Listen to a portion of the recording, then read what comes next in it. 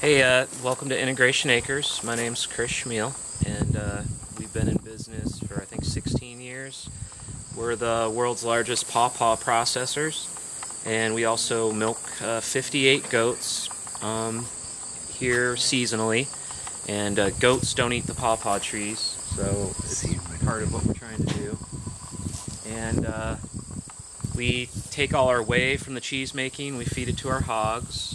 And we're really into trying to have an efficient farm, energy efficient. And that's what they do in Parma. They feed the whey to the hogs. The prosciutto tastes. Yep. Ooh. We're inspired by those European traditions. That's great, Chris. This is beautiful out here. Nice summer day, and kids are in with the pigs. I don't know if they. Well, it looks like they're coming down out of the field, so they might have went up and checked out the goats. Great. Well, Chris, it's going to be exciting to see all the cheese being made here. Thanks a lot, and hopefully we can make some good pizzas with it. I'm sure you will. Okay. Thanks for coming out. Thanks. Yeah. Here we are at Integration Acres. Yes. And rolling chev. Yep. Kosher salt, and the salt just kind of helps preserve it a little bit. Okay. But yeah, we do it the old-fashioned, labor-intensive way here. So.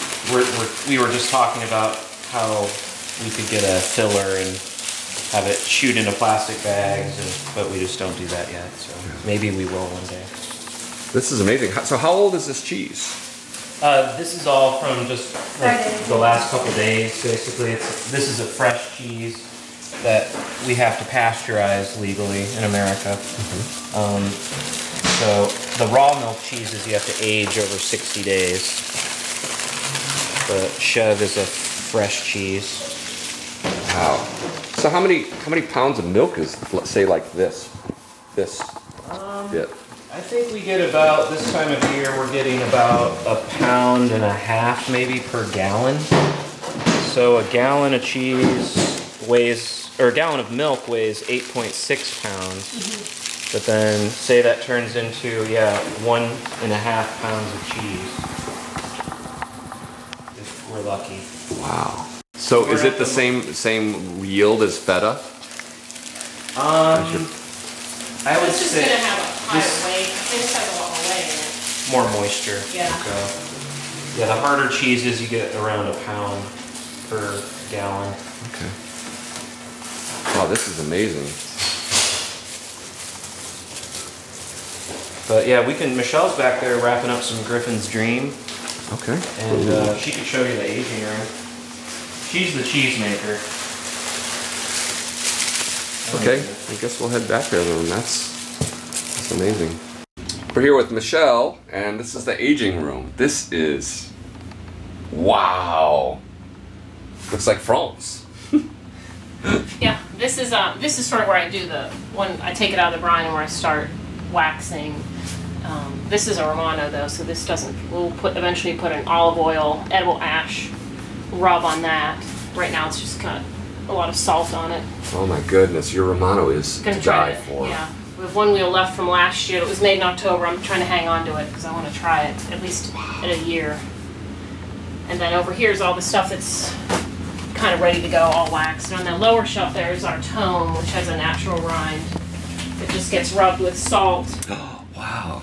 And if you pull it out, you can see it's got like a nice pattern to it. And then that's our Romano. That's the Romano. Oh my gosh. And then above that is a tome. And that develops like a nice little crust on it. Oh, wow. And you'll see, that's probably a fairly young one, but well, that's actually not too young, but it gives that nice, every aging room or aging cave will develop its own kind of nice crust to it, different molds. Wow, and you have, what's this, snow melt? Snow melt, that's the cow's milk. Cow's milk cheese? From Snowville Creamery. Okay.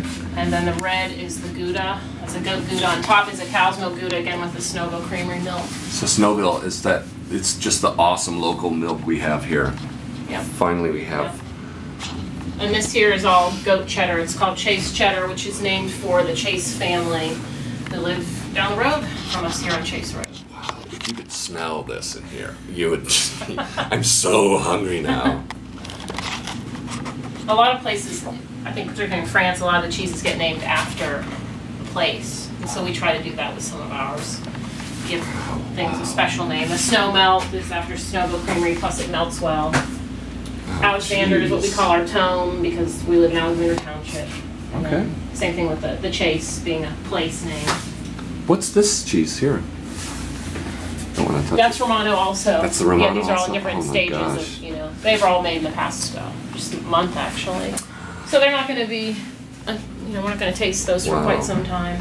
We went through a ton of your Romano very fast. Did you? People loved it. I want to age it great on longer pizza. because I think it's a different culture. It's thermophilic, so it has a little bit rubbery texture when it's younger, and I'm hoping as it gets older it gets more crumbly. But we dry salt it for 2 months. So you come in here and periodically rub the salt on it and flip it. Take a vinegar rub to get off any unwanted molds. What's that? This is aged milk, aged raw milk feta. So these are again an aged milk cheese that we have to let sit around for 2 months before we can sell. But in that time, it really develops Your feta's much so sharper good. flavor than the fresh, the pasteurized feta. I mean, still good, but just has a little bit more of a bite to it. Wow. And then in here, I'll show you this. This is an experiment, and I'm not sure if it's going to be a failed experiment or not. Sudsy Spartan. Sudsy Spark, which is supposed to be developing what's the bee linens, like the blue mold needs rubbed off, but this has been soaked in a spice bush beer from Jackie O's. Oh, wow. Jackie O's is another great local business here in town. And so again, this is an experiment. I don't know. It's based on our Alexander Tome recipe, but then soaked. So it's supposed to get a nice, softer, funky rind, and who knows? We'll see. A smeared cheese, a beer wash cheese is kind of oh my what it's known gosh. as. So Can we dig into it right now? No. Yeah, come on. It's no, we can't. Do you ever want to just like, gotta taste it, try to taste it? Oh yeah, it's just Totally. so tempting. And I'll eat, when I'm making cheddar curds, I'll eat some because you pour a bunch of salt in when you're making it, so it's hard to resist salty curds. Jeez. So, Well, thank you so much. Oh, thanks Michelle. for coming out. Appreciate it. Dream, which is an aged French style chev. So it's almost 2 weeks old, kind of in the vein of a camembert or a brie, depending on who you ask. And we can age this. This will probably last up to a month if it's not cut into, depending on the size of it. You know, they last longer when they're bigger. This is awesome. And it's Griffin's Dream, which is named after our son, who, from the time he was, a toddler, would eat any cheese that tasted like a barnyard. So it was kind of to honor him. I and love his love of stinky cheese. Oh, it's so wonderful. It's got that chef taste to it. Well, and this is probably really good too because it hasn't been refrigerated yet. It's been in our aging room, so it doesn't have that really cooled down. I think cheese, is best after it's been warmed up to room temperature for at least an hour. So this is always good right out of the aging room where it was maybe 50 degrees in there rather than 35. Mm-hmm. So. But this is amazing. This would go fabulously on a pizza with some sort of fruit, maybe pawpaws. I mean, pawpaws are in season. What we do a lot with Griffin's Dream and our blue cheese. We have a blue cheese too. I could show you. Oh, really? By the way. Awesome. The Griffin's Dream is good in the spring. You put it on some asparagus. Put on some olive oil. Sprinkle that on top, and broil it for a couple minutes. And see, we have the luxury of using it. We don't have to ration it though, so we can just pile it on. That's great. Well, this will make a great pizza. You have some blue cheese too? Yeah, if you want to see the blue. Maybe I'll make something out of that too. I had to get a new laptop because it was clear things were getting too antiquated. A 7-year-old laptop, a lot of things don't like. Wow. Okay, this is blue. I'll take this out. Oops, sorry. Wow. And this is Percy's Blue, made on July 24th. Oh my goodness. And this is named after a goat named Persimmon, also known as Percy, who apparently, what did she roll in? Sulfur? Or no, copper. She got stuck in some sort of trough that had some copper, some mineral in there. She turned blue.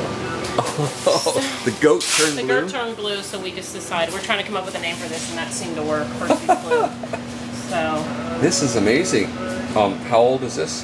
About July 24th, so almost a month. Wow. I can get some gloves on and hold it up for you. Okay.